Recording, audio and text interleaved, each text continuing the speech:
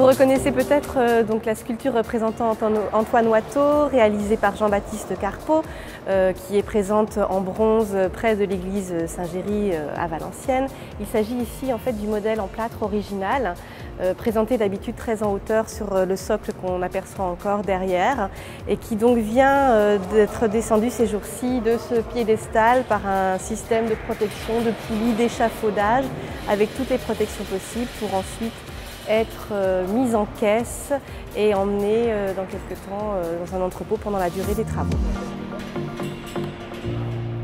Les plâtres sont très fragiles, on peut facilement avoir un éclat, donc effectivement ça nécessite de nombreuses protections, mousse, un papier spécial, etc. Et ensuite les œuvres sont placées dans ce qu'on appelle des caisses écrins en bois et les personnes chargées du transport et de la mise en caisse réalisent des découpes en mousse qui s'adaptent à la sculpture pour les protéger au mieux pendant toute la durée du transport et pendant le conditionnement en entrepôt. On la voit rarement d'aussi près, aussi bas. On peut regarder un peu mieux le visage, le travail très nerveux aussi de Carpeaux sur cette sculpture à laquelle il a travaillé pendant des années et qu'il n'a pas vu achever. En tout cas, il n'a pas vu le monument en bronze achevé, il était déjà décédé.